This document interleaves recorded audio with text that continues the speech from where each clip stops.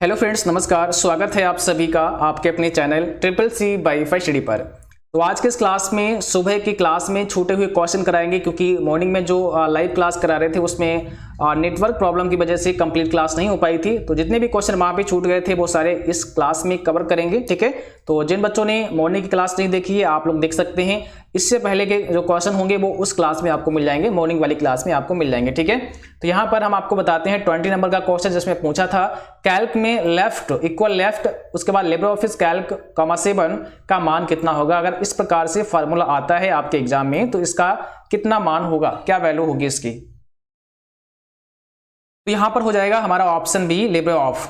देखो यहां पर करेगा क्या, जो आपका लेफ्ट है ये लेफ्ट साइड से काउंट करेगा वो नंबर, ठीक है, जो यहां पे दिया गया है। यहां पे 7 दिया गया है तो इसमें 7 कैरेक्टर को काउंट कर लेगा, ठीक है, 7 ऐसे करके।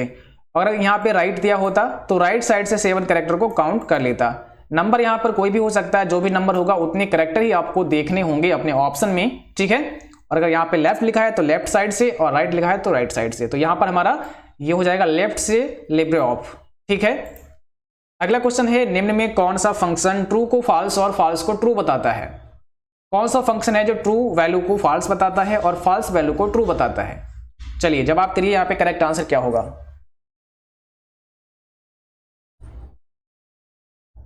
अब यहां पर हो जाएगा सी, नॉट एक ऐसा फंक्शन है जो ट्रू को फॉल्स और फॉल्स को ट्रू बताता है। जैसे आप एक्सेल में आएंगे या कैल्क में आएंगे तो यहां पर आप देखेंगे, अगर हमने यहां पे टाइप किया इक्वल, उसके बाद में हम यहां पे लिखते हैं 10 ग्रेटर देन 11। तो अभी बताइए मुझे ये वैल्यू कैसी है, फॉल्स है, क्योंकि 10 ग्रेटर देन 11 नहीं है, 10 बड़ा नहीं है, 11 से छोटा है। तो अगर हम अभी इंटरप्रेस करते हैं तो ये बताएगा फॉल्स है ना, क्योंकि ये जो मैंने लिखा है ना ये फॉल्स लिखा है। अब ये फॉल्स तो लिखा है, लेकिन अगर हम इसके आगे नॉट लगा देंगे तो ये ट्रू हो जाएगा, क्योंकि फॉल्स को फिर ट्रू कर देगा। जैसे अब यहां पर हम लगाते हैं नॉट, देखो नॉट लगा दिया। अब कह रहा है ये, अब क्या कहेगा, अब कहेगा ट्रू है।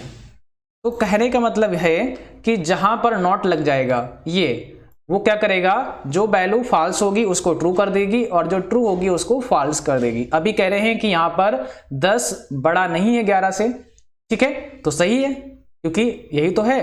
हमने नॉट लगाने का मतलब हो गया कि ये बोला जा रहा है कि 10 बड़ा नहीं है 11 से, ठीक है। और अगर हम नॉट हटा देंगे तो इसका मतलब ये दिख रहा है हमें साफ साफ कि भाई 10 बड़ा है 11 से, तो 10 तो बड़ा है नहीं, इसलिए फॉल्स हो जाएगा।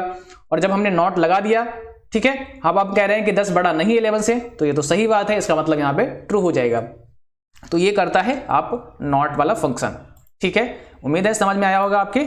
और अगर नहीं आया है तो हमने लिब्रे ऑफिस कैल्क के जितने भी फार्मूले हैं सभी डिस्कस किए हैं एक अलग वीडियो में, आप उसे देख सकते हैं, ठीक है। अगला क्वेश्चन है, एक्सेल समीकरण इक्वल नॉट।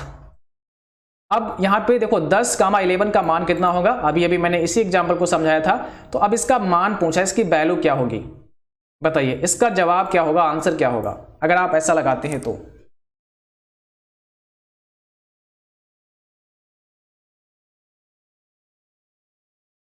फिर इसका मान हो जाएगा ट्रू। ये हो जाएगा ट्रू, क्योंकि यहां पर 10, देखो यहां पर क्या है, 10 है छोटा और 11 है बड़ा, ठीक है। बट यहां लिखा गया है कि 10 बड़ा है 11 से, फिर यहां नॉट भी लिख दिया। अब इसका मतलब पूरे का हो गया कि 10 बड़ा नहीं है 11 से, तो बिल्कुल सही है, 10 तो बड़ा नहीं है 11 से, ये सबको पता है ना। अब जब ऐसा कर दिया इन्होंने, नॉट लगा दिया, तो हमारा जवाब ट्रू हो जाएगा। हाँ भाई ठीक बात है ना, क्योंकि 10 बड़ा नहीं है 11 से।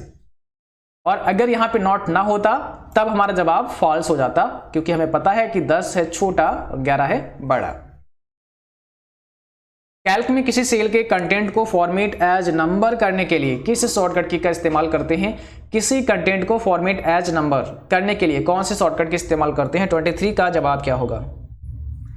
यहां पर हमारा ऑप्शन पहला हो जाएगा कंट्रोल शिफ्ट ए, कंट्रोल शिफ्ट 1 ध्यान रखना है, ठीक है, कंट्रोल शिफ्ट 1। वर्कबुक में वर्कशीटों का क्रम बदला जा सकता है।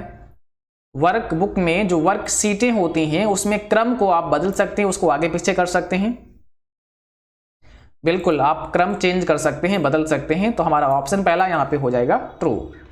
फार्मूला बार में एक्टिव सेल का नाम प्रदर्शित होता है। जो फार्मूला बार होता है उसमें एक्टिव सेल का नाम डिस्प्ले होता है, सही है या गलत है।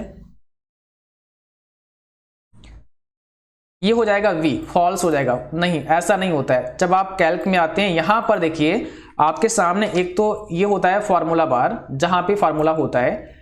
अब यहाँ पे मैंने क्लिक किया इस सेल पे, जैसे इस सेल पे क्लिक किया तो इसका जो एड्रेस होता है वो हमें यहाँ नेम बॉक्स में दिखाई देता है। देखो यहाँ पे B2 लिखा हुआ है, ये नेम बॉक्स होता है। इस नेम बॉक्स में क्या होता है, हमें सेल का एड्रेस दिखाई देता है, और फार्मूला बार में क्या होता है, फार्मूला दिखाई देता है जो भी सेल में लगाया होगा या जो भी कंटेंट लिखा होगा। जैसे मैंने यहाँ पे ट्रू पे क्लिक करते हैं तो देखो इसमें क्या फार्मूला लगा है वो हमें यहाँ डिस्प्ले हो रहा है। ठीक है, उस सेल में क्या फार्मूला लगा है वो डिस्प्ले हो रहा है। सेल का एड्रेस कितना है, वो सेल का एड्रेस हमें यहाँ पे दिखेगा C5 है। तो आप यहां बोल सकते हैं कि फार्मूला बार में एक्टिव सेल का नाम डिस्प्ले नहीं होता है, नाम नेम बॉक्स में डिस्प्ले होता है, और एक्टिव सेल में क्या होता है उसमें जो फार्मूला लगा है वो डिस्प्ले होता है हमें फार्मूला बार में। अगर किसी सेल का फॉर्मेट डेट हो तो उसमें प्रविष्ट की गई संख्या को डेट माना जाता है। ट्रू है कि फॉल्स? बिल्कुल, अगर किसी सेल का फॉर्मेट डेट लगा है और उसमें जो संख्या भरेंगे उसको डेट माना जाता है। बिल्कुल करेक्ट है, ऑप्शन पहला है। किसी सेल को एडिट करने की शॉर्टकट की क्या होती है? किसी सेल को एडिट करने की शॉर्टकट की क्या होती है? F2, ध्यान रखना है। किसी सेल को आप F2 से एडिट कर सकते हैं। जैसे आप इस सेल में आए हैं और यहां पर देखिए ये ट्रू लिखा हुआ है। अब अगर हम इसको एडिट करना चाहते हैं तो F2 प्रेस कर सकते हैं, डबल क्लिक करना पड़ेगा। अदरवाइज अगर हम इसके ऊपर लिखेंगे तो ओवरराइट हो जाएगा, है ना। तो जो पहले था वो चला गया।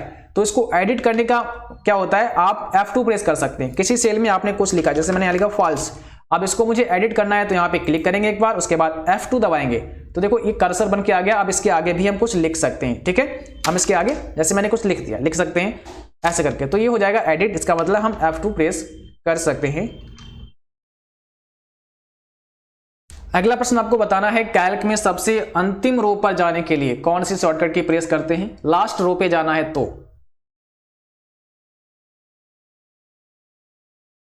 कंट्रोल के साथ में डाउन एरो, सबसे लास्ट अगर आप रो पर जाना चाहते हैं control down arrow, last column पे जाना चाहते हैं कंट्रोल के साथ में राइट एरो, टॉप पे आना चाहते हैं कंट्रोल साथ में आपका टॉप एरो, और अगर आप आना चाहते हैं लेफ्ट में तो कंट्रोल के साथ में लेफ्ट एरो, ठीक है।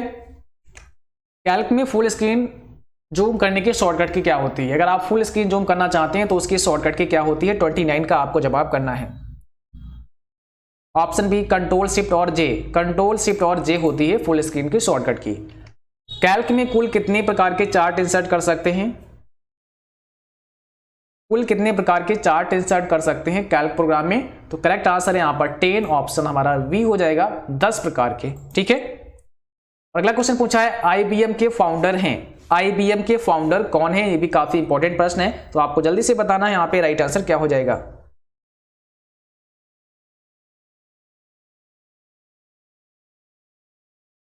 उसके फाउंडर हैं चार्ल्स रेनलेट फ्लिंट, ऑप्शन हमारा यहाँ पे हो जाएगा ऑप्शन ए, ठीक है। ध्यान रखना है, चार्ल्स रेनलेट फ्लिंट इसके फाउंडर हैं।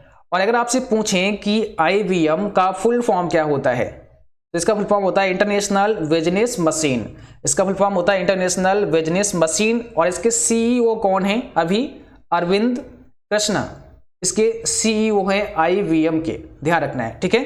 तो अगर इसके फाउंडर की बात हो तो चार्ल्स रेनलेट फ्लिंट हैं, जिन्होंने सबसे पहले तो कंप्यूटिंग टैबुलेटिंग रिकॉर्डिंग कंपनी का निर्माण किया था, कंप्यूटिंग टैबुलेटिंग रिकॉर्डिंग कंपनी। उसके बाद में यही कंपनी IBM में चेंज हो गई, ठीक है। तो इसकी शुरुआत या इसके फाउंडर जो हैं वो आपके चार्ल्स रेनलेट फ्लिंट ही है, और इसके जो CEO है वो अरविंद कृष्णा है, ठीक है। ध्यान रखना है IBM कंपनी कब बनी थी? तो ये 1991 में बनी थी, ठीक है, 1991 में बनी थी। इसको भी ध्यान रखें, काफी इंपॉर्टेंट है आज के लिए। बस इतना ही, और आप सभी अपने प्रश्न हमें जरूर भेजें। प्रश्न आप हमें मेल कर सकते हैं, जो भी आपसे पूछे जाएं, जो भी आपको याद रहे उनको आप मेल कर सकते हैं, या हमें व्हाट्सअप कर सकते हैं 9452299436 पर, या हमें फेसबुक या इंस्टाग्राम पर भी अपने प्रश्न भेज सकते हैं। आपको CCC वाईफाई स्टडी सर्च करना है, ठीक है। Okay, thanks for watching, thank you. और जिन बच्चों का आज एग्जाम है आप सभी को हमारी तरफ से best of luck, all the best. उम्मीद करता हूँ आप सभी का एग्जाम बहुत अच्छा होगा। Thanks for watching, thank you.